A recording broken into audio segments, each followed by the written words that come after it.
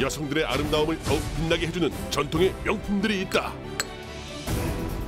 내 마음을 연장시켜주는 게 생명과. 장인의 혼으로 빚어낸 황금보다 비싼 은가락질. 섬세함과 화려함의 극치를 보여주는 은세공품들. 그 화려함 뒤에 끝없이 반복되는 험난하고 세밀한 작업들이 있다. 은세공 경력 60여 년의 무형문화재 제17호 이정훈 은공장. 서울시 은평구에 위치한 이정훈 장인의 공방. 전통 방식으로 은가락질을 만들기 위해 숯을 고르는데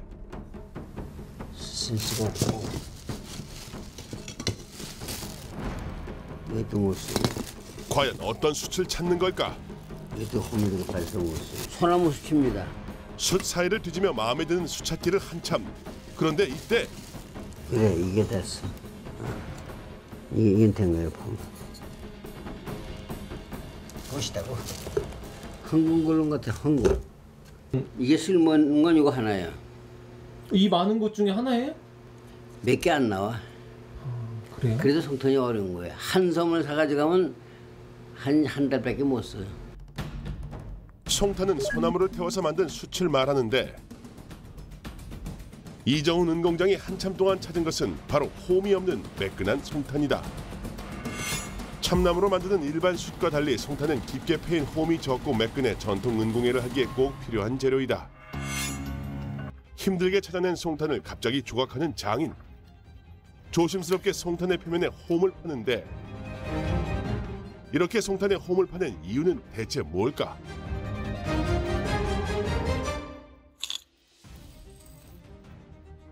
이게 은이요. 아, 은이요? 은 지금 녹이는 거야 여기다가 이걸. 이렇게 송탄을 준비해놓고 갑자기 상자를 여는 장인. 거기엔 60여 년 장인 인생과 함께 해온 다양한 도구들이 있는데 그중 눈에 띄는 도구가 하나 있다. 과연 무엇에 쓰는 물건일까? 이것이 옛날에 초기부터 우리나라에서 금이나 은을 녹인 램프예요. 이 등유불입니다. 장인과 한평생 함께 해온 이 등유 램프는 올해를 마지막으로 박물관에 기증할 예정이라고 한다.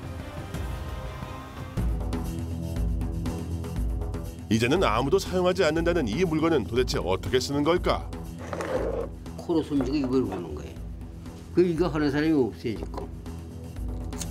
이렇게 장인이 전통 방식을 고집하는 이유는 옛 것을 알아야 앞을 내다볼 수 있는 안목이 생기고 전통 방식을 후손에게 물려주고 싶어서이다.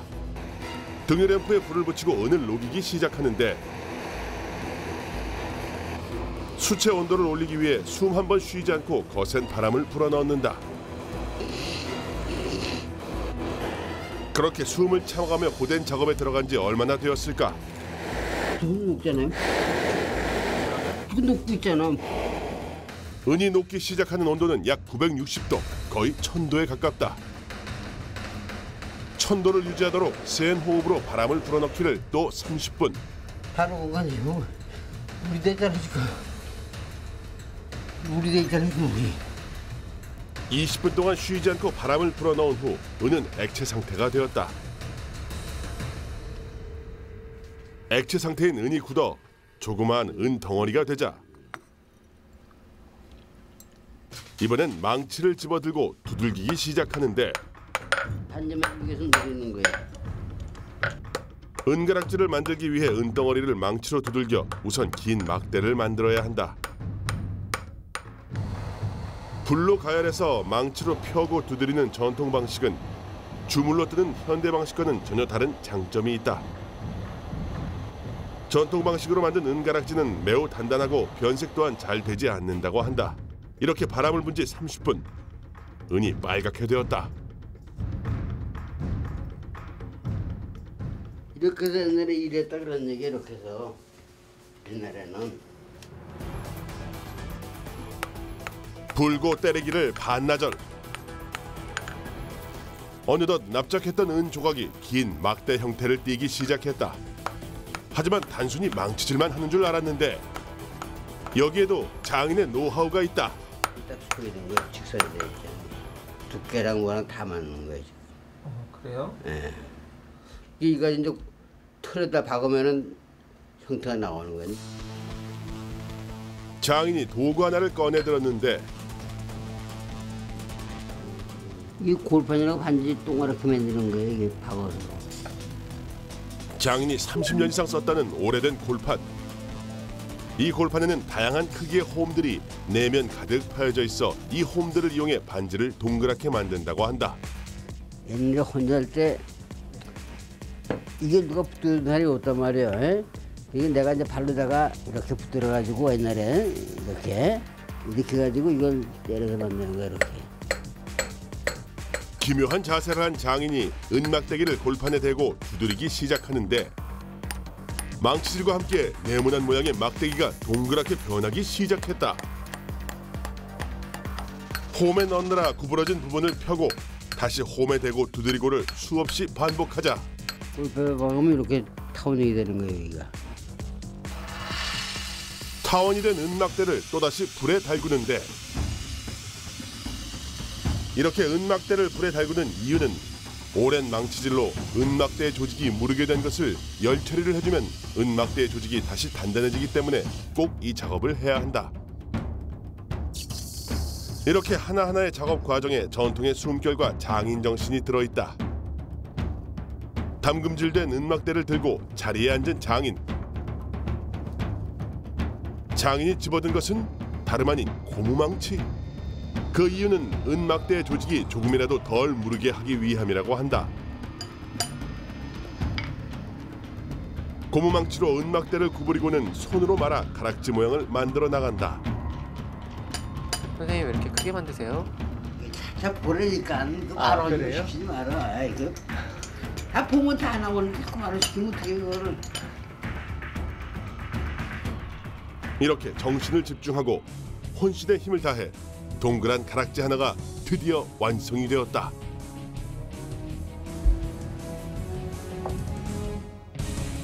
그런데 이때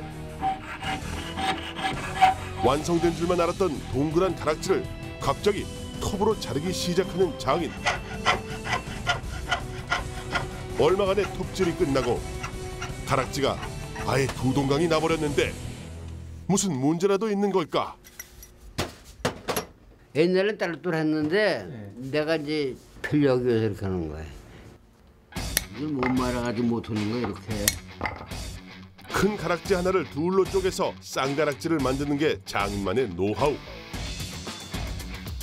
완성된 쌍가락지를 만드는 데 걸리는 시간은 얼마나 될까? 이틀에 한 개 걸려. 이틀이요? 전통적인 도구들을 사용한 전통 기법과 자신만의 독자적인 기술을 사용해서 꼬박 이틀 동안 작업을 진행하자 처음엔 부스러기 같았던 은조각들이 쌍가락지 형태로 다시 태어나게 되었다.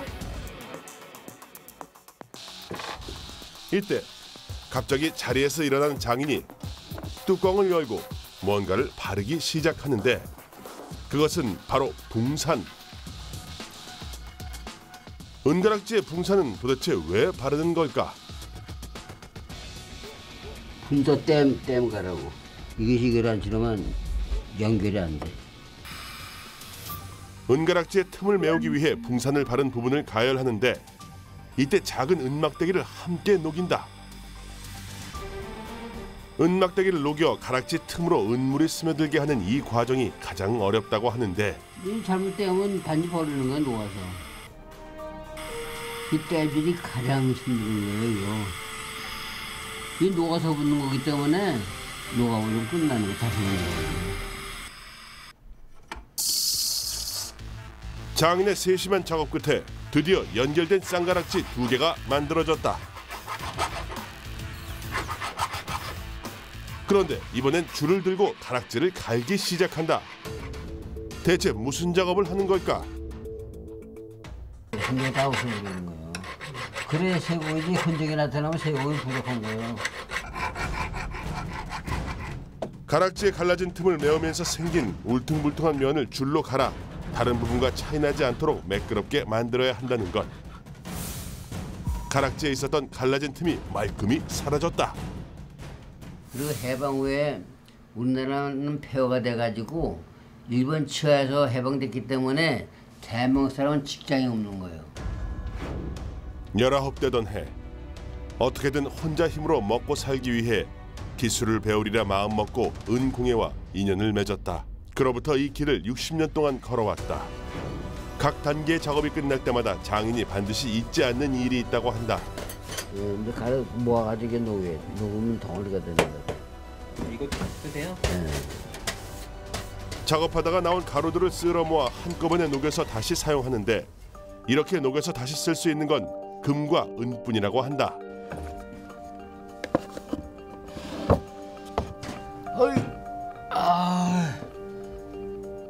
은세공만을 바라보며 달려온 삶.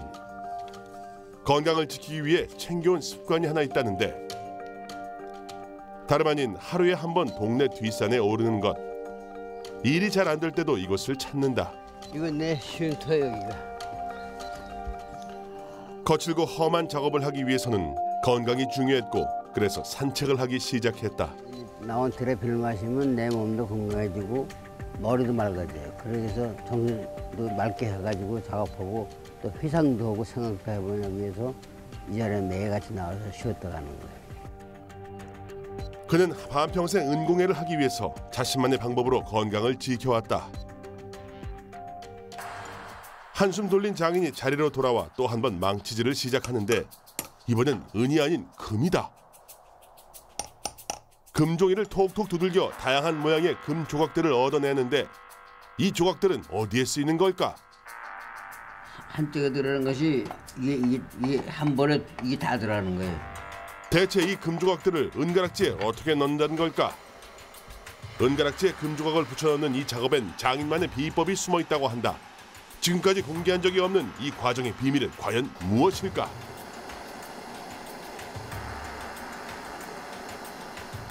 그 비밀은 은가락지를 빨갛게 달궈서 그 열을 통해 금조각들이 은의 표면에 달라붙게 만드는 것이라고 한다. 이 방법은 자칫 잘못하면 은가락지를 처음부터 다시 만들어야 할 수도 있기 때문에 심혈을 기울여야 한다고 한다. 이것을 누금기법이라고 하는데 달궈진 은 위에 금을 얻는 것이다. 우리나라 전통 부침 기술인 이 기술은 장인이 복원한 기법이다. 신경을 여기다 써서 따르서는 안 되는 거예요. 온 신경을 집중해서 작업한 장인. 은가락지를 세밀히 살펴보는데 과연 이 금조각들이 어떤 문양으로 탄생하는 것일까? 그래서 요거는 매화꽃, 요 매화꽃 활짝 핀 거, 요거는 나비. 그래서 매화꽃과 새를 조각하는 거예요. 문양을 조각할 거라던 장인이 갑자기 자리에서 일어나 어디론가 가는데 대체 어디로 가는 걸까? 문을 열고 갑자기 웬 양동이를 꺼내는데 그런데 그 안에 뭔가 들었다. 힘들다. 철가루 같기도 하고 돌가루 같기도 한 반지 위에 쏟아붓는 이 가루는 도대체 무엇일까? 이것이 숫돌 만드는 강원도입니다. 강석. 웬만한 곳에선 구할 수 없어서 숫돌 만드는 공장에 직접 가야 구할 수 있다는 이 강석으로 어떤 작업을 하려는 걸까? 이 금부한 걸 조각하기 위해서 뽀얗게 만드는 작업이야. 그거 모래맞이라고 그러거든요. 강석으로 닦인 곳은 광택이 사라져 뽀얀 색이 나고 닿지 않은 곳은 광이 난다. 여기는 광이 나고 모래맞이 뽀얗지 않은 거. 여기 광택이 나면 조각을 할 때 모양이 잘 보이지 않기 때문에 모래맞이를 해서 광택이 나지 않게 해야 한다.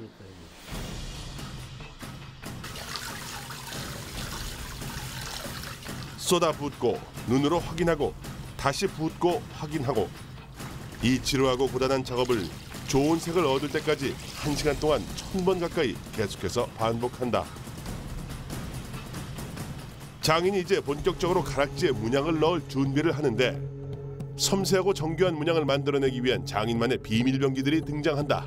이것은 이제 여기서 볼 때 이것은 내가 맺는 거고 이것은 이제 산 거거든요. 이런 직은 보기 힘들 거야. 용도에 따라 각자 만드는 거니까. 문양을 만드는 이 과정에 그 어느 때보다 신경을 곤두세워야 하는 이유가 있다고 한다. 그 손 지기 쉬워 박다가 이거 때릴 때 여기 맞는단 말이야 이게. 제일 중요한 게 손이야 나는. 네? 제일 중요한 게 손이라고. 아 그래요? 예, 그 둘째가 얼굴이고. 왜요? 아니 이 손이 이상하게 생기면 작업을 못 하잖아. 또 얼굴이 나쁘면 인간미가 나빠지잖아. 그러니까 손하고 얼굴이 이렇게 제일 중요한 거야 나는. 마치 새가 모이를 쪼는 듯한 섬세한 움직임으로 조심스럽게 톡톡 두드리자 뭔가의 모양이 나타나기 시작한다. 이렇게 1시간 동안 작업하는 사이 화사한 금나비 한 마리가 완성됐다. 그런데 은가락지에 문양을 넣는 이유는 대체 무엇일까? 옷도 그냥 과목으로 만드는 옷인가? 색깔로 입고 이런 디자인도 저런 디자인도 하고 이래 모양하지. 문양을 넣는 작업들을 하기 위해서는 장인이 쓰고 있는 돋보기 위에 확대경을 써야만 하는 이유가 있다. 더 크게 보이라고. 돋보기 쓰셨잖아요. 돋보기가 안 돼. 확대시키는 거 이거 확대. 가락지 한 개에 들어가는 문양은 모두 6개. 그 6개 모두 제각각 다른 문양을 만들어 넣는다. 완성된 은가락지에는 과연 어떤 문양들이 들어갔을까? 이제 완성된 겁니다. 여기에 이제 저 나비, 이건 국화, 이것도 국화. 이렇게 해서 이게 하나가 된 거예요. 은가락지에 새겨진 다양한 꽃과 나비엔 예전부터 전해져 내려오는 각별한 의미가 있다고 하는데 국화와 나비는 사랑과 행운을 가져다주는 징표이다. 예전엔 상류층의 결혼에만 허용되었다고 하는 은가락지는 두 사람의 결합을 의미하는 중요한 예물이었다.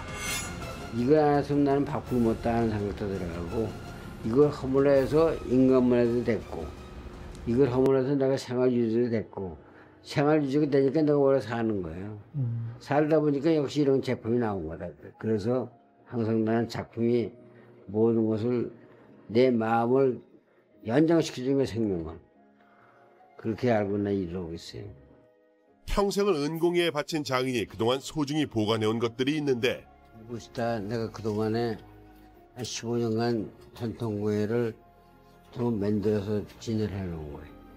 파는데 목지가 아니고 만들어서 놔두고 후세를 위해서 보고 만들려고 견문을 만들어 놓은 거예요. 역사적인 고증을 하기 위해서.